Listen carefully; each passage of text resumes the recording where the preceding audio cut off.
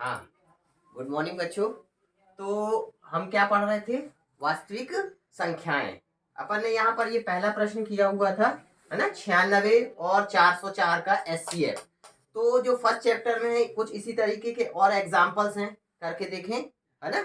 ये बार बार रिवीजन करोगे ना, रिवीजन करने से ये चीज अच्छी तरह से कंठस्थ हो जाएगी, याद हो जाएगी। तो पास होना कोई बड़ी चीज नहीं है, बशर्ते हम डेली पढ़ाई करें। यहाँ वहाँ बिल्कुल भटकने की जरूरत नहीं है, जाने की जरूरत नहीं है, समय खराब करने की जरूरत नहीं है। मैं रोज डेली वीडियो बना के डालूंगा, आप लोग इसे ईमानदारी से पढ़ाई करें, रिवीजन करें, ठीक है। रिजल्ट अपने आप मिलेगा, ज्यादा समय है नहीं।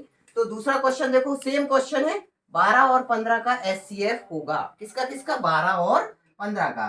फिर वही 12 का अपन ने अभाज्य गुणनखंड निकाल लिए, 2 छक्का 12, 2 तिया 6 और 3 एकम 3। इस तरीके से 12 के गुणनखंड क्या आ गए? 2 गुणे 2 गुणे 3।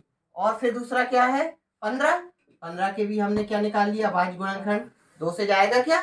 नहीं जाएगा, विषम संख्या है। 3 से 3 बचे 15 और 5 एकम 5। तो इस तरीके से 15 के जो गुणनखंड है क्या आ गए? 3 गुणित 5। अब हमको इन दोनों का 12 और 15 का निकालना क्या है? हमको एचसीएफ। क्या निकालना है? एचसीएफ 12 और 15 का। तो मैंने बताया था जैसे कि पहले प्रश्न में, है ना, जो दोनों में कॉमन हो, उभयनिष्ठ हो। क्या देख रहे हैं अपन? दोनों में क्या दिख रहा है हमको? 3 इधर भी है और इधर भी है 3। और कोई दूसरी संख्या है क्या? नहीं। अतः 12 और 15 का जो एचसीएफ है वो क्या हो गया? 3। इसमें कहीं है ऑप्शन में? क्या देख रहे हैं अपन? Option A. तो इसका ऑप्शन ए इसका सही आंसर हो जाएगा, ठीक है। तो कुछ इसी तरीके से है। अगला क्वेश्चन देखें अपन, थर्ड क्वेश्चन। दो संख्याओं का गुणनफल कितना है? 32 है। और उनका एलसीएम कितना है? 8 है। तो उनका एचसीएफ क्या होगा? ठीक है।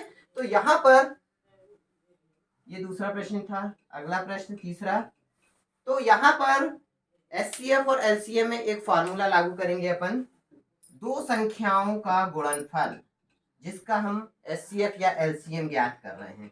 दो संख्याओं का गुणनफल बराबर उनका एलसीएम गुणित उनका एचसीएफ। मतलब दो संख्याओं का अगर हम गुणा कर दें तो वो किसके बराबर होता है? उन दोनों संख्याओं के लघुत्तम समापवर्तक और महत्तम समापवर्तन के गुणनफल के बराबर होता है। तो हमको क्या दिया यहाँ पर? देखो, दो संख्याओं का गुणनफल, दो संख्याओं का गुणनफल, इसकी जगह हम क्या रख सकते हैं? 32। ये रख दिया 32। ये फार्मूला हमको ध्यान रखना पड़ेगा। दो संख्याओं का गुणनफल जो है वो किसके बराबर होता है? उनके एलसीएम और एचसीएफ के इंटू गुणनफल के बराबर होता है। तो दो संख्याओं का गुणनफल, इसका मान हमको 32 दिया हुआ है। एलसीएम कितना दिया हुआ है? 8 दिया है। बराबर एलसीएम की जगह हम क्या लिख दिए? 8। और इंटू एचसीएफ कुछ नहीं दिया, एचसीएफ ज्ञात करने को बोला है, उसका एचसीएफ होगा, अपने आप निकल जाएगा। 8 कहाँ आ जाएगा बेटा? इसके बटे में। 32 बटे 8 बराबर ये क्या निकल आया? एचसीएफ। 8 चौको 32। इस तरीके से एचसीएफ का जो मान है वो कितना आ गया? 4। कहीं दिख रहा है हमको ये ऑप्शन में? A option 4। तो ये बहुत ही इंपॉर्टेंट प्रश्न है, 1 नंबर में तो आता ही आता है, साथ ही साथ ये प्रश्न हमको 2 नंबर में भी पूछा जा सकता है, ठीक है। इसे मैं मिटा रहा हूं। Next question.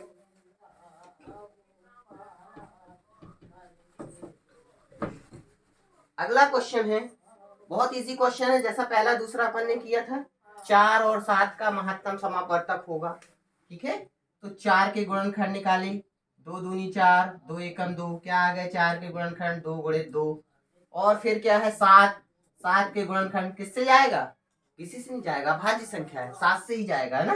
7 एकम 7। तो जो 7 का गुणनखंड है क्या आ गया? 7। अब क्या करें? हमको तो क्या ज्ञात करना है? दोनों का एचसीएफ ज्ञात करना है। एचसीएफ 4 और 7। अभी हमने बताया था एचसीएफ जो दोनों में उभयनिष्ठ हो। यहाँ पर तो हमको उभयनिष्ठ दिख ही नहीं रहा है। 4 के गुणनखंड क्या है? 2 गुणित 2। 7 का गुणनखंड क्या है? 7। कुछ भी नहीं दिख रहा है। लेकिन कुछ नहीं है, मतलब इसमें हम 1 का इंटू कर सकते हैं। इंटू 1 सब में होता है। एक एक जो एक का गुणा किसी संख्या में कर दो, उसमें कोई फर्क नहीं पड़ता। मतलब एक यहाँ भी गुणा में है और एक यहाँ भी गुणा में है। तो उभयनिष्ठ क्या दिख रहा है? दोनों में एक को मान सकते हैं हम। इस तरीके से 4 और 7 का जब महत्तम समावर्तक कुछ भी नहीं दिख रहा है हमको, तो हम क्या लिख देंगे? एक होता है। तो एक कहीं ऑप्शन में दिख रहा है। 4 और 7 का महत्तम समावर्तक क्या हो जाएगा? एक। कंफ्यूज नहीं होना है कि कुछ नहीं है। कुछ नहीं है मतलब कितना है? एक है। अगला क्वेश्चन पांचवा, किसी पूर्णांक m के लिए, किसी पूर्णांक m के लिए सम पूर्णांक निम्न स्वरूप का होता है। हमको क्या बताना है? सम संख्या। सम और विषम जानते हो ना, ऐसी संख्या जो 2 से विभाज्य हो जाए। तो यहाँ पर देखो 2m 2m 2m 2m सब में है, ठीक है। तो ऐसी संख्या जो 2 से विभाज्य हो जाए सम, और जो सम नहीं है वो क्या हो गई? विषम। अब हमको बताना क्या है? कैसा पूर्णांक लेना है? सम पूर्णांक लेना है। तो हम जानते हैं सम में यदि एक जोड़ दें तो क्या आ जाता है? विषम, ठीक है। जैसे कि यहाँ पर 2m + 3, हमको मालूम है 2m जो है वो क्या होगी? कैसी संख्या होगी? 2m सम संख्या, क्योंकि वो 2 का गुणनखंड है। लेकिन उसमें कितना जोड़ दिया अपन ने? 3 जोड़ दिया। तो अब किसी सम संख्या में जब 3 जोड़ेंगे तो क्या बन जाएगी? वो विषम। जैसे कि सपोज दैट 8, 8 क्या है? सम संख्या है। इस सम संख्या में हम 1 जोड़ दें तो क्या आ जाती है? 9, विषम। कितना जोड़ दिया? 1 जोड़ दिया। 8 में 1 जोड़ दिया तो 9, मतलब 8 सम थी, लेकिन +1 कर दिया तो क्या हो गई? ये विषम हो गई। इसी प्रकार 8 में यदि हम क्या जोड़ दें? 2m + 3, 3 कर दें, 8 3 11, ये भी विषम हो गई। तो ये भी विषम, ये भी विषम। और 2m + 5, मतलब 8 में अगर हम क्या जोड़ दें?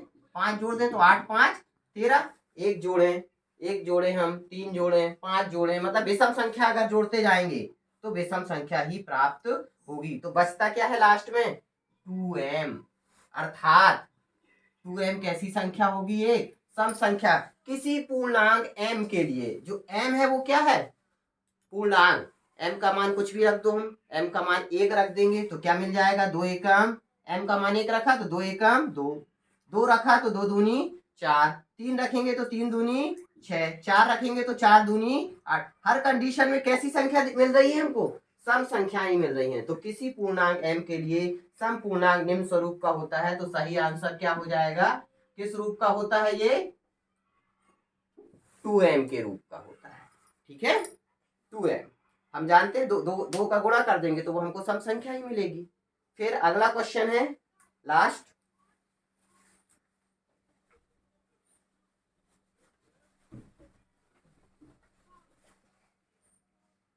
संख्याओं 5 15 20 के लिए, 5 15 और 20 के लिए एलसीएम और एचसीएफ का अनुपात क्या होगा? तो फिर वही है, हम सबके गुणनखंड निकाल लेंगे। 5 का गुणनखंड 5, फिर दूसरा 15, 15 के गुणनखंड क्या निकलेंगे? 3 5 15, फिर क्या बचा? 20, 20 के गुणनखंड क्या निकलेंगे? 2 × 2 × 5, 2 दूनी 4, 4 5 20। इस तरीके से 5 15 और 20 तीनों के हमने क्या निकाल लिए? गुणनखंड। अब इसके लिए बोल रहा है एलसीएम और एचसीएफ का अनुपात होगा। तो सबसे पहले तो अपन ने इसका एचसीएफ निकाल लिया। तो एचसीएफ मतलब उभयनिष्ठ। क्या दिख रहा है? उभयनिष्ठ। क्या है तीनों में? 5। तो इसका एचसीएफ कितना हो गया? 5। और अब क्या निकाल ले अपन? एलसीएम निकाल लें। किसका किसका? 5 15 और 20 का एलसीएम। तो 2 से भाग दिया, 5 में नहीं जाएगा, 2 धाम 20, फिर 2 से भाग दिया, 5 में नहीं गया, 15 में नहीं गया, 2 पंचे 10, 3 का दिया, 5 में नहीं जाएगा, 3 पचे 15, फिर 5 में नहीं गया। अब किससे दे दिया? 5 से। 5 एकम 5, 5 एकम 5, 5 एकम 5। तो एलसीएम क्या आ गया बेटा? 2 × 2 × 3 × 5, मतलब 5 दिया 15, 15 दूनी 30 और 30 दूनी 60।